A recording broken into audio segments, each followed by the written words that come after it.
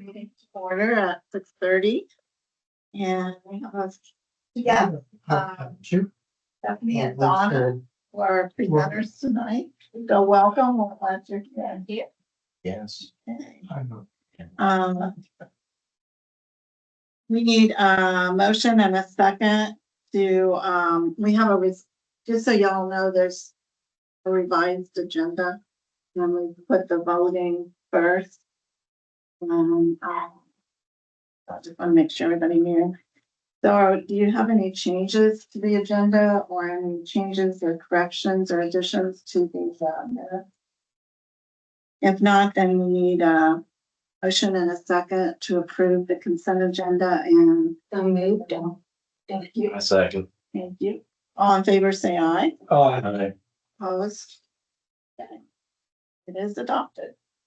We will move on, first then on to new business, which is our county resolution of necessity for the 2025 levy on the ballot. So do you want to speak? Yeah, I can quickly overview. Like we talked about last month, when I discussed just kind of the levy is we're up for renewal again this year, and that's what would be on the ballot would just be renewal of our current 0.8 mil levy and be for a 5-year running period. So all the board simply has to do is have a vote in the minutes that shows that you approve the passage of putting the language on the ballot for a renewal levy. It'll go to the county commissioners, and since they're the taxing authority, they'll be the ones who actually put the language together and put it on the ballot. So it just has to be reflected in the minutes with action by the board. So that's all you simply have to do. Okay. Anybody have any other questions? Noah? Okay. Then we need a motion to pass the Greene County Resolution of Necessity for the 2025 levy. So moved. A second. Second. All in favor, say aye. Aye. Opposed? Okay, the motion is passed. The resolutions. Next, we have a variance request for 1324 Fairgrounds Road. They included the variance in your packet. And I think Shadrack's here. Do you want to speak to us about any of that? This is a real easy one. The fellow there invited the health department to come take a look at where he wanted to propose to put an outbuilding on his property. That building will encroach on a setback for septic by about 2 feet. So by definition, he needed a variance in order to do that.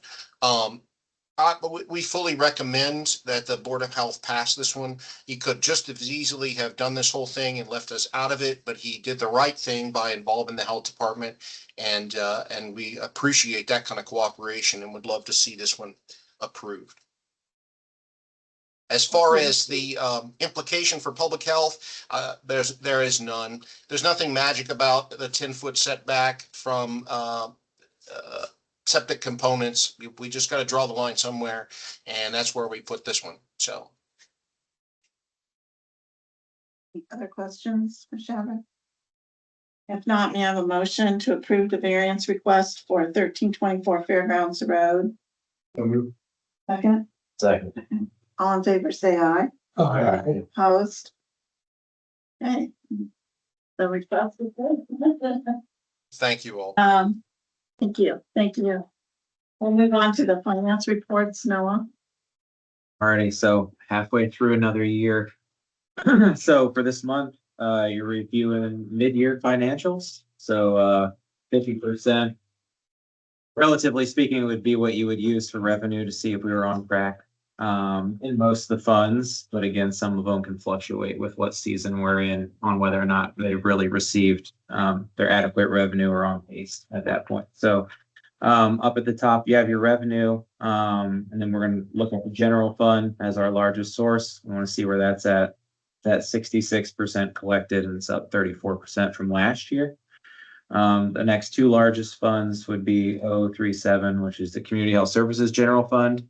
And that's at 62% collected. It's down a significant percentage, but also remember that's because the transfers from last year. So overall, though, being at 62% collected, it's right on track with where we would want to see it. Overall, we're at 60% collected from what we anticipated for this year. So that's in a good spot. And then that variance number of being down 7% is just, we're not moving as much money this year so far. So those transfers aren't present. Down at the bottom, expenses, the same thing, but we can use that 50% with a little bit more accuracy in terms of gauging on where we're at with expenses. Overall, they're all pretty much hovering right around that, unless it's a program like the private water program where we've been using that loan fund to assist those with hardships with their private water systems. So you get large fluctuations of the dollars in that we basically pass through back out. So it looks like large expenditures. But really it's just a dollar in for a dollar out in terms of the money that we get in, we just pass through to help those residents out. But for the general fund itself, it's at 53%. So it's basically hovering right around where we would want to see it. You're going to see a lot of red in there, again, just because of the change in work hours and what people are working now compared to last year. So most of all of those are going to be up significantly from last year just because you're comparing 35 hours to 40. Overall, though, we're right at 50% for expenditures. So we're right on target overall where we'd want to be. And cumulative expenditures from a variance standpoint are down 7%. Again, that's those lack of transfers kind of reflected there.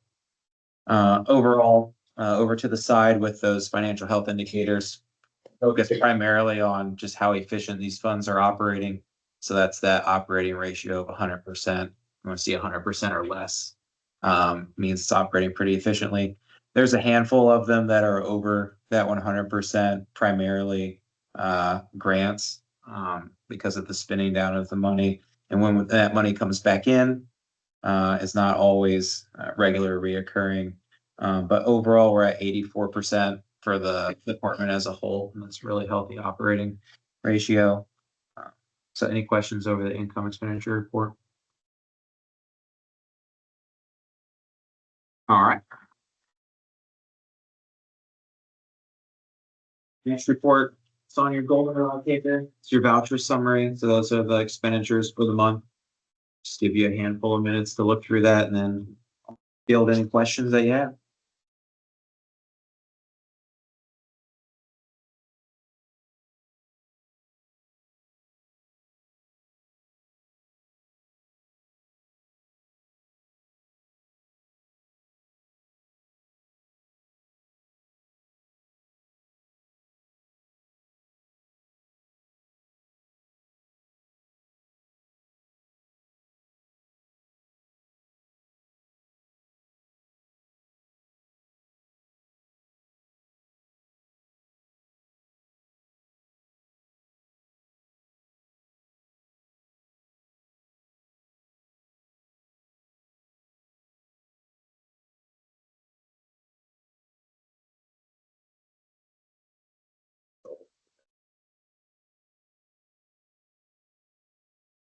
You asked about the $35,000. Yeah. Angie was real quiet, so.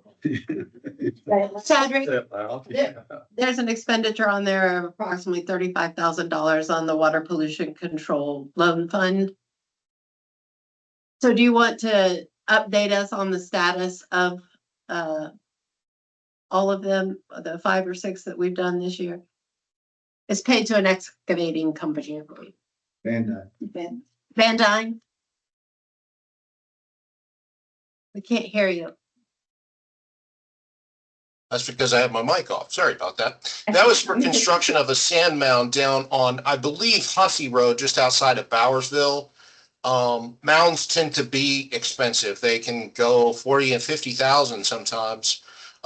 In this case, the 35 went to It was, again, a pass-through expense directly from EPA funds through us to the contractor who won a bid to repair a sewage system for a fellow who couldn't afford it, quite frankly. So we got that done a couple of months ago, and that's being reflected. So that didn't really come out of our budget. It did not. That is correct. Thank you. Thank you.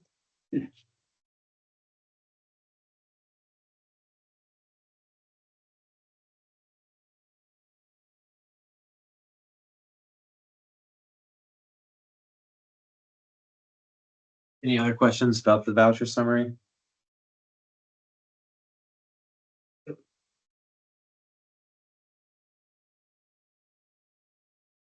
All right, moving on. Moving on.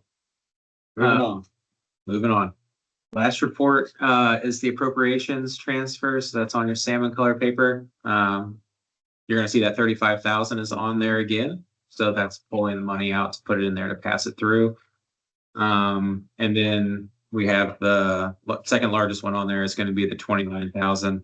And that is for us working on getting our new cleaning contracts in place. We switched cleaning companies, but also getting the parking lot ready to be resurfaced. We did awnings that you Yeah. walked on there. Yeah. So added awnings, getting the parking lot resurfaced, and then we were pouring some cement out there to place a new shed for some additional storage. So Are we resurfacing the parking lot or just resealing it? should be, I think we're resurfacing. Well, that's a good question. It's at minimum, it's getting sealed Okay, and Instruct. striped. sealed and striped. Yeah, Okay. I believe it's just sealed and striped. Any other questions or no? Thank you. We'll need a motion to approve the monthly income and expenditure report, the voucher summary and the appropriations transfer. So moved. A second. Second.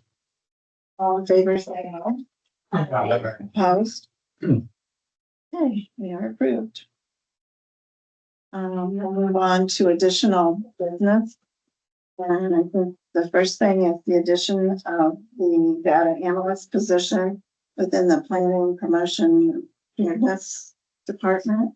It's me again. Okay.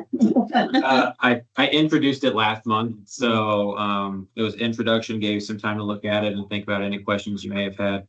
If you remember, it was essentially, we've been operating with multiple accreditation coordinators since we originally pursued accreditation. However, the roles were already there was more of a heavier data component with one of the accreditation coordinators. And it just makes more sense at this point to really just make the title of the position fit the work that's already being done. So we just wanted to move forward with creating this position, and then we will be moving that current accreditation coordinator over to this position. The title would match more with the duties of the job. So we don't have to hire somebody for this position? No. We're just moving Yep. it over. Oh, okay. Any other question? Okay, we need a motion to approve the addition of the data analyst position. So moved. Second, I second it. all in favor, say aye.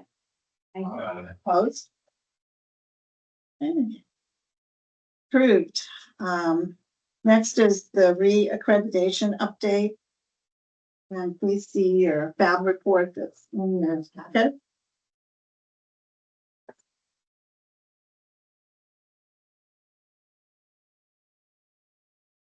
So this is pretty much provided for your information, and this is the report that we received back from the accreditation board. Everything in it shows that we are largely demonstrating all that is in there. There was only one area that was probably demonstrated, but not as well as the others, and it has to do with quality improvement and performance management. And we knew that going into this. We were having tornadoes and working COVID for a few years. And so we were probably a little light in quality improvement, performance management. getting the system in place to do all of that. So this site visit report is there for you to read, and you can reflect on our performance, and we fully expect at their August meeting that we will be reaccredited. But this will give you some time to read it before next month when we come back and say we have achieved accreditation, I hope, or at least by September. The team, the accreditation coordinators did an outstanding job, as well as the directors and all of the staff here, pulling together to make sure that Greene County meets this level of standards and continues to provide quality service to our community. Thank you all. This was easier to read than the plumbing report. Yeah.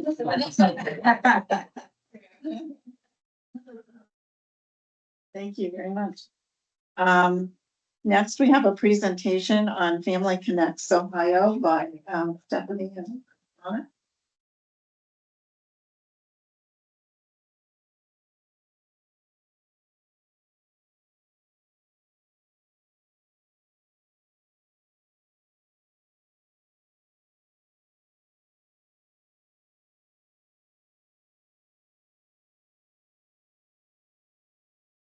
I'm Donna Jenkins. This is Stephanie Sanders. And the two of us, under the supervision of Jennifer Barshi, are trying to get a new program called Family Connects Ohio up and running. So the next slide here is just a short little video to introduce the program. All of you getting it pulled up. Got it. Okay, there we go.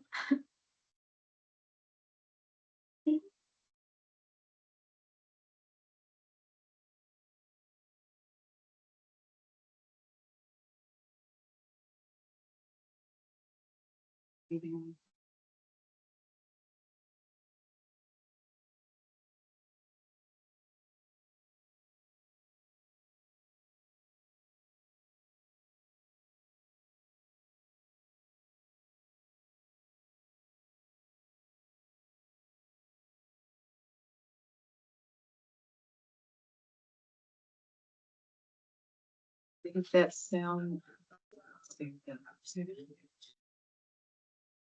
That's okay. Sorry. It's only wanting to talk on Olivia's computer here. So we're gonna move on. I'll give you a little bit of background. The Family Connects model began in North Carolina, and they have expanded across different states. In Ohio, we'll get to that part later. So yes, it started in North Carolina. We implemented it. It really started last year. We really didn't begin home visits until January of this year. So next slide. Okay, so Family Connects directly support the Ohio Department of Children and Youth three big goals. And their aim is to help children and families thrive, positively impacting the health, safety, and school readiness of children, as well as maternal health, family stability, and financial security. So beginning Family Connects, it is just come across 11 counties in Ohio. Jennifer applied for the grant because she's amazing at what she does. Partnering with 3 other counties, Dark, Shelby, and Fayette. We had to partner with them to meet the minimum birth requirement goal of 2,500 births. With their help, we meet the birth requirement so the total of the 3 counties is 3,148. The fidelity goal for Family Connects is to visit with 60% of the eligible population or the eligible births. The next slide reviews eligibility as well. And I was just going to say, so backing off of that, who's eligible? Everyone who lives in Greene County that has just had a baby. So birthing families, adoptive families, and foster families. There is no financial eligibility and there's no cost to the family. So it partners a nurse to come to the home and do an assessment and connect mothers with the resources in the community. These are our community partners. So the Department of Children and Youth within ODH runs the program. Bright Beginnings is contracted with the Ohio Department of Health to do our central intake. So they get all of the referrals from the hospitals, and then they review all of the programs within Help Me Grow to determine what programs they're eligible for, and they'll sign them up for Family Connect. So that's a really important piece. I know at some point Nurse Family Partnership has presented to you guys as well. That's one of the differences between Nurse Family Partnership and Family Connects is there's no financial piece. So every birthing mom in Greene County is eligible for a nurse visit. It is a one-time visit, but again, it provides them with all those other connections at that point as well. Gadaha is one of the other groups that we view as community partners. They're actually contracted within Bright Beginnings to do some of that central intake at a local level. So Bright Beginnings does like at the Ohio level to promote the program, and then Brighter Futures does it within Greene County. So I know, for example, we've had 2 representatives go into the hospitals lately. One of them went to a birthing class, and she went to multiple birthing classes until she kind of really got her foot in the door and she was allowed to talk and promote the program to the hospital. Next. So as Stephanie said, she was talking about the referrals that we receive. Under Bright Beginnings, we do have a contract with Kettering, Maine. We are working on one with Miami Valley, and we're also working on one with CareSource. However, right now, most of our referrals do come internally from some of our other programs, which are WIC, Help Me Grow, and CMH. That is one piece we didn't put in the slide. We can visit with these moms and babies from 0 to 3 months. So I know a few of my clients that I've gotten on CMH, I'm like, oh, they're not quite 3 months yet. And I'll squeak in that Family Connects visit along with my CMH visit. Next. So these are the 4 components of the home visit. Like I said, we do a head to toe assessment on mom and baby. So, you know, we listen to their hearts. For the babies, we are feeling their fontanelles. We're listening to their heart, their chest, their bellies. We're talking about bowel movements and how to feed and those kinds of things. We provide education, try to help answer any questions and make sure she's doing the follow-ups that she's supposed to be doing for herself and baby. We provide lactation support. Honestly, that was one of the biggest things I learned. I am not a mom. So through the education and getting prepared to do these Family Connects, I learned lots about breastfeeding. And it's been a really great support for a couple of my moms. And then, as I've said a couple times, we make referrals to the other programs, even within the health department. So I gave a mom a WIC brochure just last week. She knew she needed to sign up, but she hadn't yet. So giving her that brochure made it easy, accessible to give her that phone number right off the bat. And I called her 2 weeks later and she had made her appointment. So next slide. So I think in your packets, you all received an assessment matrix. And so that matrix explains kind of how we kind of give, I guess, a grade to different components of our assessment. And they start with like 0, no concerns. 1 is just only education was provided. 2 is referrals, and I think 3 is there was an emergency, and we may have called 911 from the home, which luckily we haven't had to do that yet. But we have made lots and lots of referrals. Mm-hmm.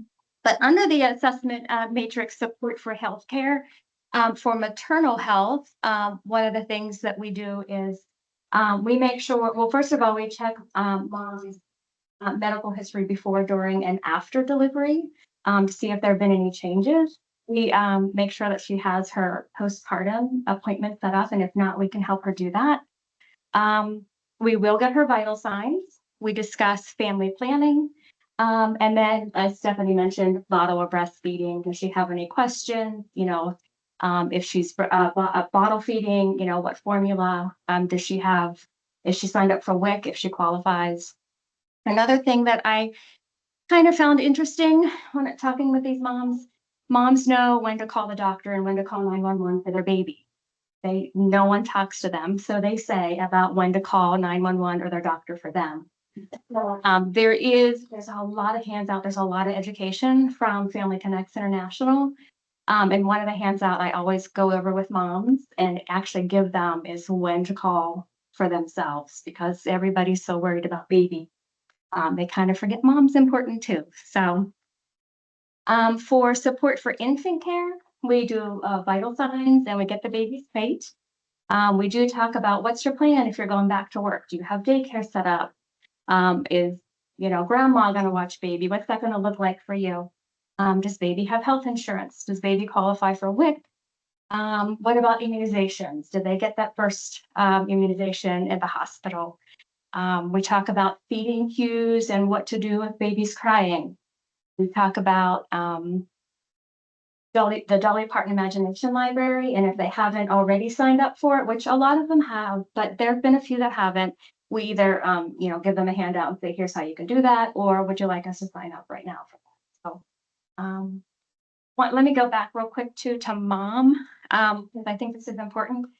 It's something I learned that's, and I think it's actually new to CareSource. If they have CareSource health insurance, CareSource will provide 2 weeks of, I think it's 2 meals a day for 2 weeks worth of meals. And they are refrigerator ready.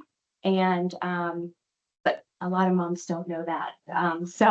So we make sure that they are aware and we get them signed up or at least tell them how to reach out to their I think they call them they don't call them a case manager. Coordinator. Yeah, it's a coordinator. Coordinator. Or maybe a service coordinator, and we get that set up for them. And then we also assess safe home. So things that we would assess in a safe home would be like safe sleep. We make sure we do a safe sleep assessment. I reviewed with a couple moms in detail. Well, not safe. And I, pull a blanket or a stuffed animal out of the crib. We also make sure they have smoke detectors, carbon monoxide detectors, first aid supplies. We talk about safety in the community as well. Do you have safety concerns for your neighborhood? History with parenting difficulties. I'll be honest, this is the most difficult part of every conversation I've had so far. We just like to review, what would you like to do different from your parent? Have you ever had any DSP involved? Do you have any questions or needs now? That is one of the most difficult conversations I experience when I go to the homes. But I did have one where mom said, I did have a CSP case prior with my older son, but I'm no longer with this gentleman, and a lot of things have changed, and I feel comfortable in my home now. Supporting the parents. I feel like this is a very vital time that we go to visit moms. We try to go around the 4-week postpartum mark. That's peak time for postpartum depression. And that is one thing we assess as well. We complete what's called an Eisenberg assessment, and we talk about the risks, whether we had depression before or not. There are lots of changes bringing home a baby, whether it's your first or your third. So we try to bring them that comfort. And I have found that just even having that adult conversation just relieves a lot of anxiety and having that comfort at home. We do talk about substance use in the home, make sure there's no substance use is what we would like, but if they have substance use, we put them in the connection with the resources that they need. And then parent emotional support, like I said, just being in that house and having the conversations with moms of what do you need, how can we help? And even just being that ear, like a number of moms we have put in and gotten them started in that HFA program. So then they have a continuous home visitor to visit them as well, which is really great.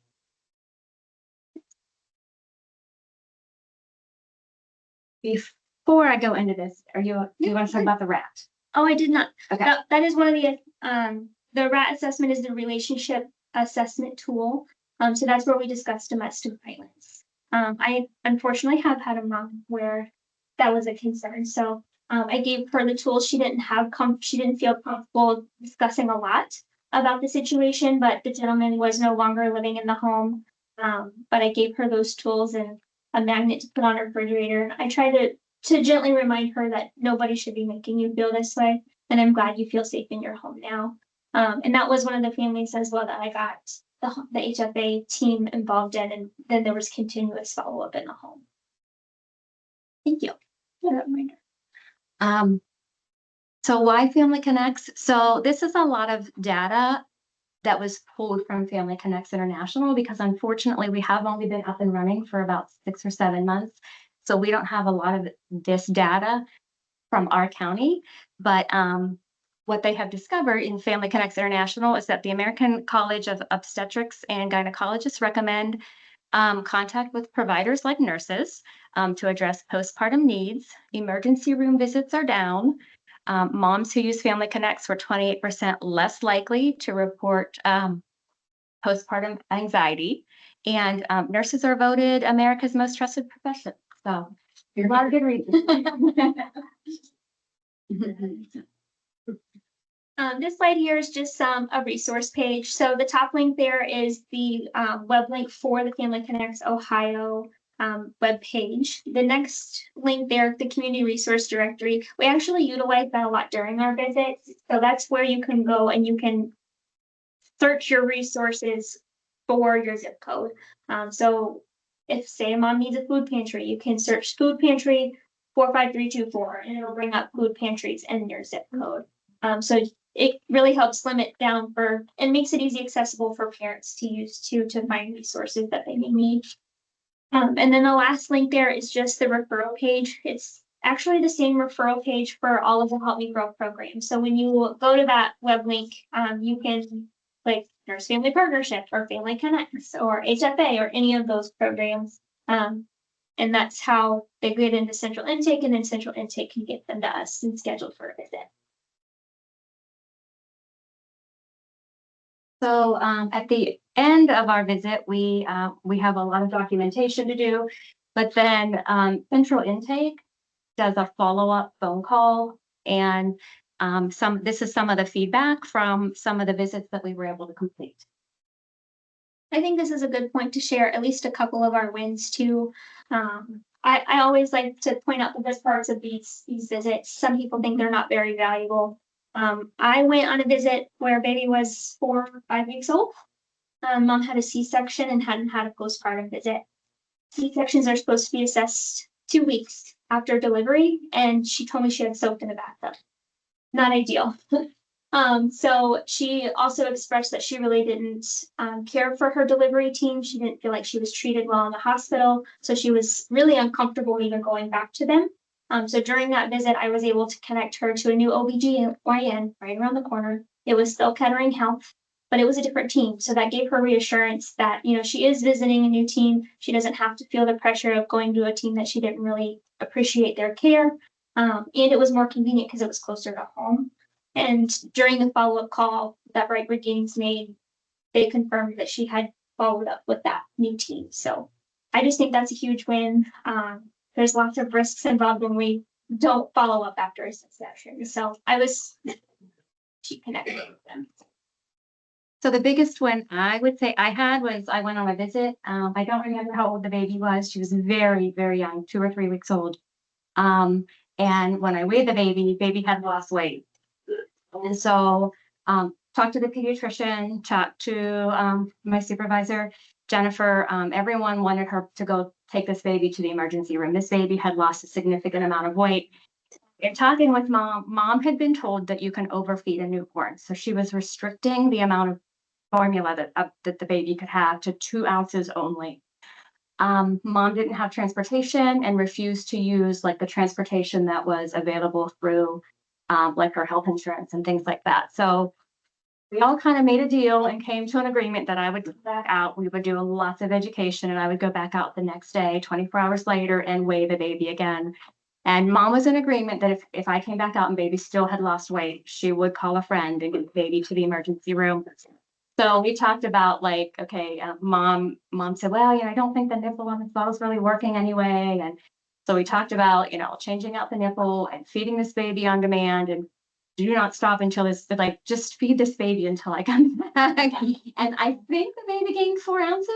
So we were like, whoa, we don't have to go, you know, to the emergency room. And then we did get one of our other programs, HFA home visitors involved, and I believe that they're still following up with mom, but my understanding, baby is still doing well and still thriving and growing. So I thought that was a big win. They really have done an outstanding job. I mean, in addition to the post-cesarean and all of that, they connect people with the fire departments or United Way, got smoke alarms installed in places and things like that. And right there, you're talking less infant mortality, less maternal.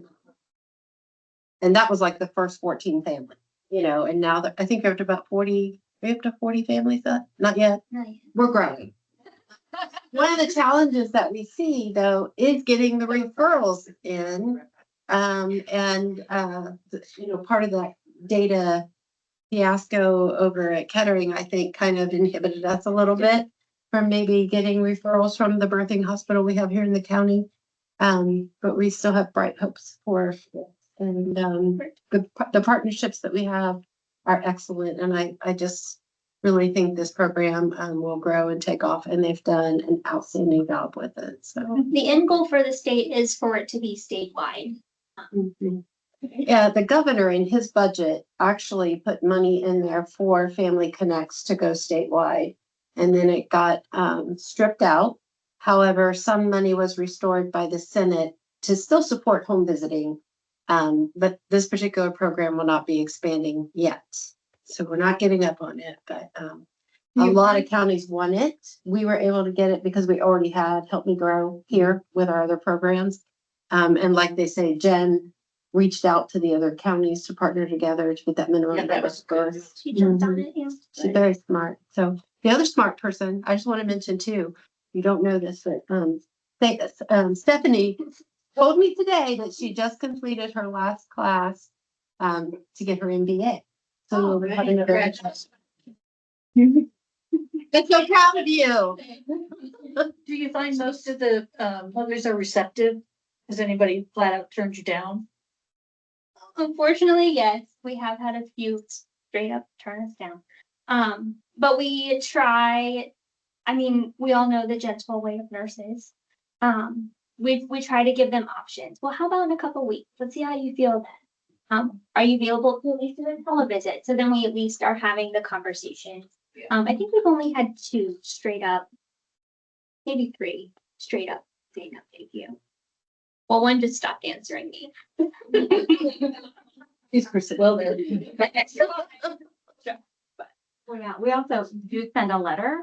So I went out to a mom and mom was no longer living there. Her brother answered the door. We can also send a letter saying congratulations on having a baby. Sorry we missed you.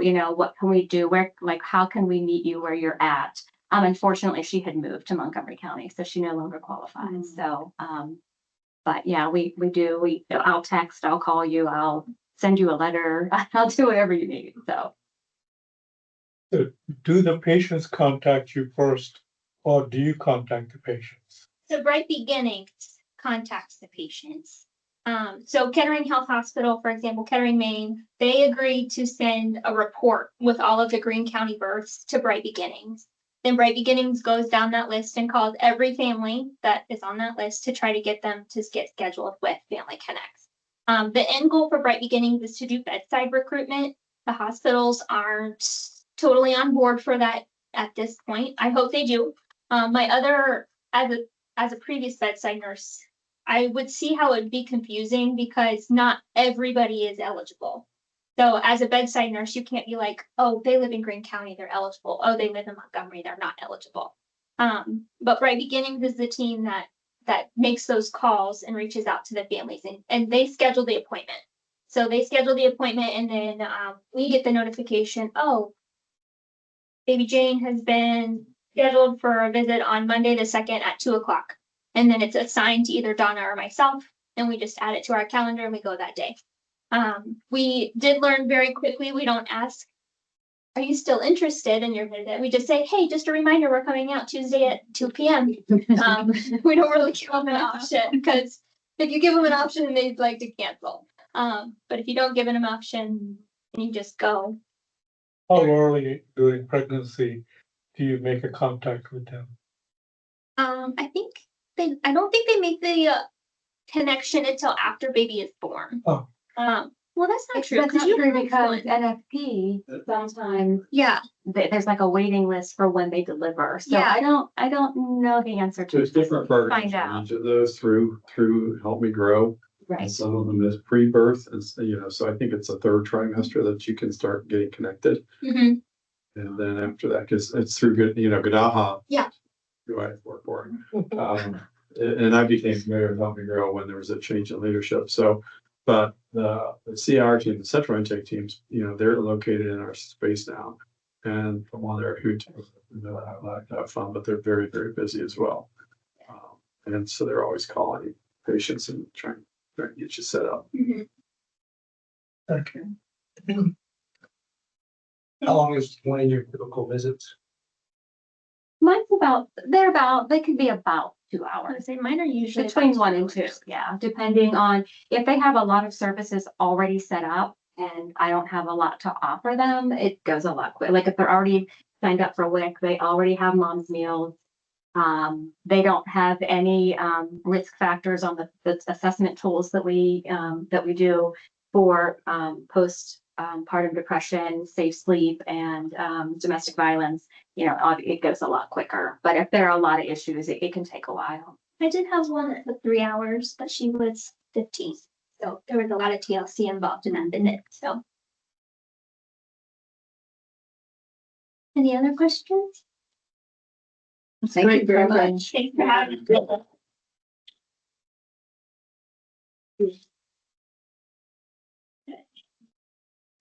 We'll move on to governance reports, governance maybe. No reports.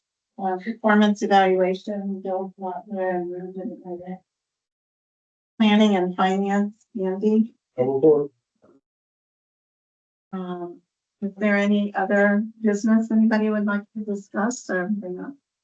Jane, I just want to mention that the early bird registration for the NALBO conference that's taking place in Savannah in October is up next week. So I know a couple of you have expressed interest about going, but if you are interested, you need to let Olivia know ASAP so we can get those registrations in by next week and take advantage of the early bird price.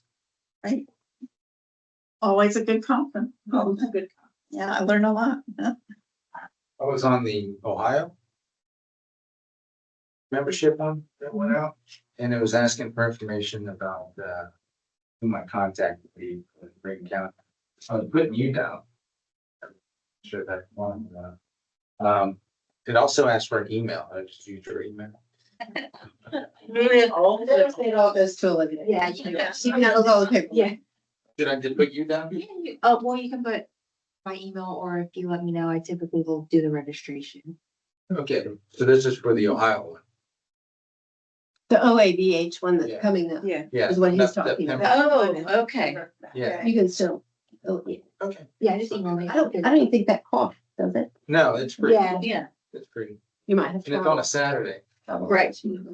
I noticed that too. September 20th, I think. Yes. Yep. All right, thanks. I'll put you down. Thank you. Melissa, do you have anything you'd like to? Wow, so much has gone on in the last month between following federal budget and the state budget, and a lot of reading. Just to update you on the clawback that occurred, how it affected us. I think I mentioned previously in the FEP grant, we had, well, it's not even the FEP grant, but a part of the FEP grant from COVID was we had emergency operations dollars. And those dollars we were utilizing to bring in an electronic medical record to public health for a lot of the programs. The challenge we had in the beginning of COVID was bazillions of people calling in trying to get scheduled for those shots, and we had no way of doing the scheduling here. Back I don't know, 10 years ago when mainstream medical community was going to electronic medical records, and none of those dollars came to public health. So we had been using those dollars to do that. We're still moving forward on electronic medical records. It's just we're using different funding sources now than what we were. That was about $200,000. And then this month, we just learned that we'd had the tobacco grant for a few years now. And We submitted for that. We got a notice of award for the tobacco grant from the state. And then their funding that came to them was a smaller amount of money. And so they cut down the number of projects that were going to be funded. And Greene County's project was one of those that got cut. And so that's about $130,000 around tobacco education. But that doesn't mean that we give up on tobacco education. We will find new ways to do this and new partners to do this work with. Two areas that are very important are is that as a leading risk factor for all of your major causes of death, heart disease, COPD, stroke, all of that. So we still have to do that work. There's also the youth initiation in that young kids are vaping much more now. And so we will continue to work on those policies. Next month, Cheryl will be bringing you the tobacco presentation and just talk about the tremendous successes that they've had in that program through that grant funding, but we're not giving up on it. And honestly, I think that took up the majority of my month. I'm really proud of the associations at the national level and the way that they are looking at issues and saying this particular issue is something that we take issue with because we already know we have the data and the science behind.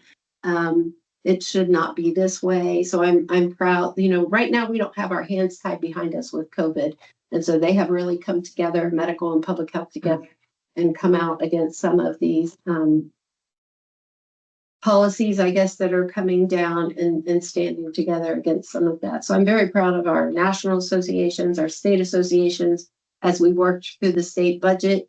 Family Connects was number one on the list for us to try and get. It did not get taken away, but we didn't get the expansion. But in other areas, we were successful with some of the stuff that came down with soil and not allowing soil scientists to look at soils and make determinations and different things. Those are some of the vetoes that the governor listened to us on. And I'm certainly proud of the leadership that our own governor has shown